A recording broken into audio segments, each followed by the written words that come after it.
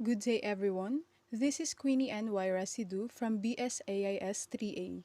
So, for this day, I am going to discuss some of the topics in Chapter 17, addressing working capital policies and management of short term liabilities.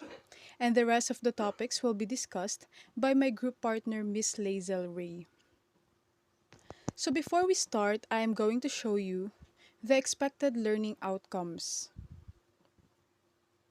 Understand the concept of working capital management. Know the importance of working capital management. Identify and understand the factors affecting the firm's working capital policy. Appreciate the need of knowing how to trace cash movement through the firm's operation. Understand and calculate the operating cycle and cash conversion cycle of a business firm. Know how operating cycle can be shortened. Distinguish the alternative policies as to the amount of investment in current assets. Identify and distinguish between the cost relevant to investment in current assets. Example is carrying cost versus shortage cost. And last is know the alternative policies in financing investment in current assets. So let's proceed to the introduction. So when we say working capital management, it is associated with short-term financial decision-making, and it is also a business tool that helps companies effectively make use of current assets, helping companies to maintain sufficient cash flow to meet short-term goals and obligations. Next is short-term financial decisions. It involves cash inflows and outflows that occur within a year or less.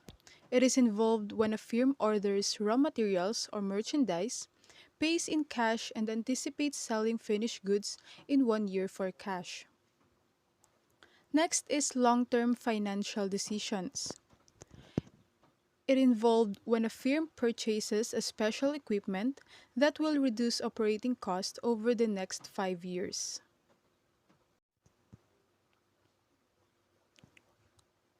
So, what are the reasons why working capital is important? First, it comprises a large of portion of firms' total assets. Examples is firms in manufacturing and trading industries keep more than half of their assets in current assets. Next is financial manager has considerable responsibility and control in managing the level of current assets and current liabilities. Next is directly affects the firm's long-term growth and survival because higher levels of current assets are needed to support production and sales growth. Next is liquidity and profitability are likewise directly affected by working capital management. So what are the factors affecting firms' working capital policy? First is the nature of operations. It is the working capital requirements differ greatly among manufacturing, retailing, and service organizations. For example, retailing firms have a high proportion of total assets in the current category because they earn their return from current assets such as inventory.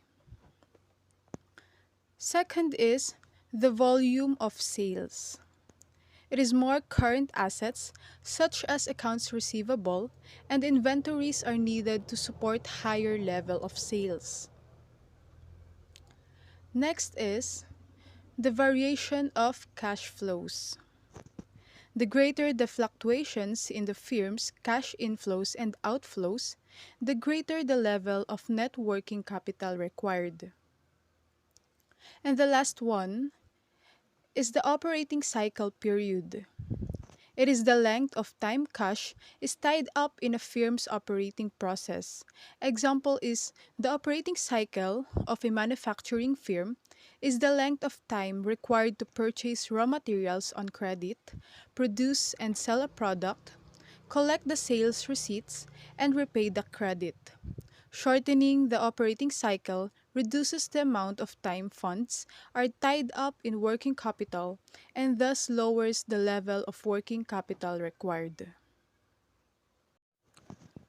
So let's proceed to the other topic, the operating cycle.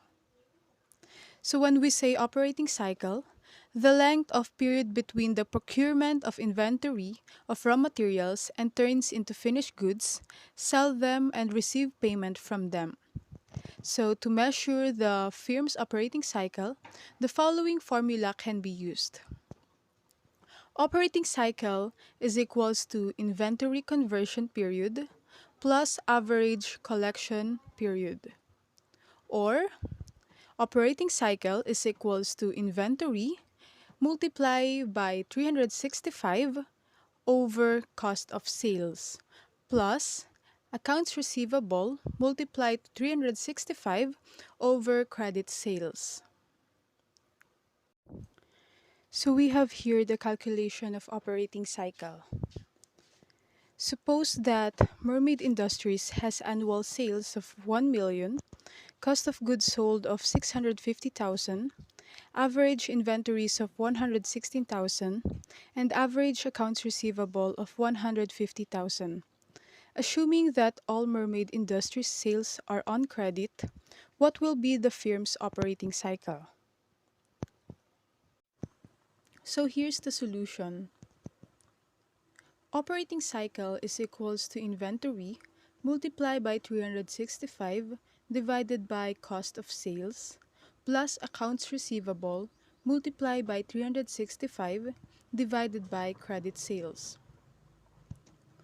116,000 is the inventory multiplied by 365 divided by 650,000, which is the cost of sales, plus 150,000, the accounts receivable, multiplied by 365 divided by credit sales, which is the 1 million. The answer is 65.17 days plus 54.75 days. And the total is 119.89 days. So it will take Mermaid Industries almost 120 days from the time they receive raw materials to produce, market, sell, and collect the cash for their finished goods. Let's proceed to cash conversion cycle. The firm's cash conversion cycle is determined by subtracting the average payment period from the operating cycle. The formula that we can use is cash conversion cycle is equals to operating cycle minus average payment period, or cash conversion cycle is equals to operating cycle minus accounts payable multiplied by 365 divided by cost of sales. Calculation of cash conversion cycle. Using the data from previous example Mermaid Industries and assuming that the average accounts payable balance is 120,000, what will be the firm's cash conversion cycle? So here's the solution. The cash conversion cycle will be equal to cash conversion cycle is equals to operating cycle minus accounts payable multiplied by 365 divided by cost of sales. 119.89 is the operating cycle minus 120,000, which is the accounts payable, multiplied by 365 divided by 650,000.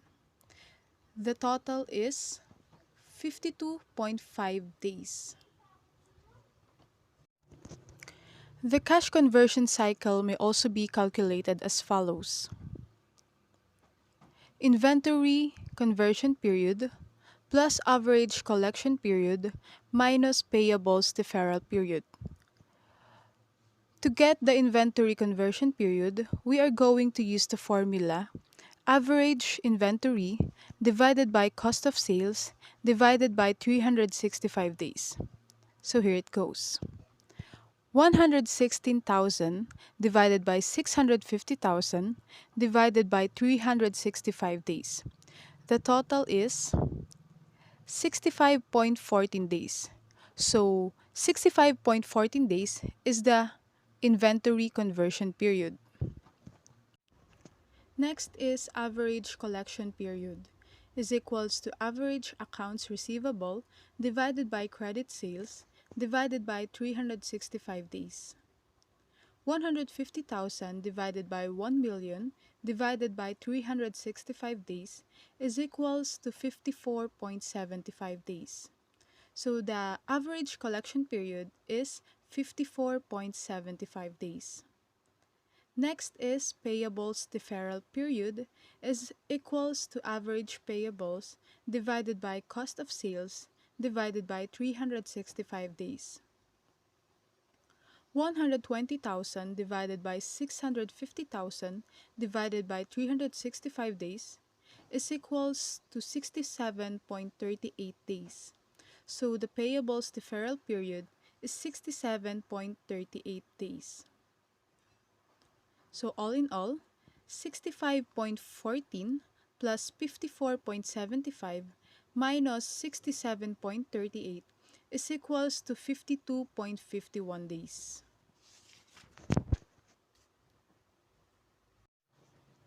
So the cash conversion cycle is 52.51 days or 53 days.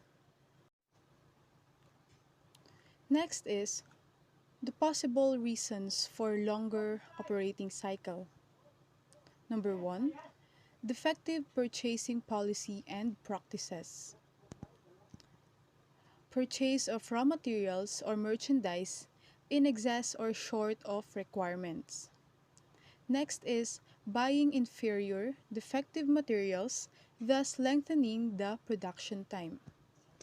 Next is failure to get credit from suppliers. Failure to get trade or cash discount, and inability to purchase goods due to seasonal wings. The second one is lack of proper production planning, coordination, and control that could result to protracted manufacturing cycle. Third one, defective inventory policy. Next is use of outdated machinery, technology as well, poor maintenance and upkeep of plant equipment and infrastructure facilities. Defective credit policy and receivable collection procedures. Last is lack of proper monitoring of external equipment. So we are going to proceed to the last topic of mine, the remedies that may be adopted to reduce the length of operating cycle. First is the production management. So there should be proper production planning and coordination at all levels of activity. Also, a continuing assessment of the manufacturing cycle, proper maintenance of plant, equipment and infrastructure facilities, and improvement of manufacturing system. Technology would help shorten manufacturing cycle, thus shortening the operating cycle. Next is purchasing management. The purchasing manager should ensure the availability of the right type, quantity, and quality of materials or merchandise obtained at the right price, time, and place through proper logistics management. Further, efforts exerted towards lengthening the credit period of the suppliers, increasing the rates of trade discount and cash discount would certainly bring favorable outcome to the company's deferral payment period. Next is the marketing management. The sale and production policies should be synchronized. Production of quality products at lower cost enhances their marketability and salability. Storage cost would likewise be minimized. The marketing people should strive to continually develop effective advertisement, sales promotion activities, effective salesmanship, and appropriate distribution channels. Next is credit and collection period. Sound credit and collection policies will enable the finance manager to minimize investment in working capital, particularly on inventory and receivables. So, the last remedy is the external environment. The length of operating cycle is equally influenced by external environment. The financial manager should be aware and sensitive to fluctuations in demand, entrance of new competitors, government fiscal and monetary policies, price fluctuations, etc., to be able to anticipate and minimize any adverse impact of the changes to the company.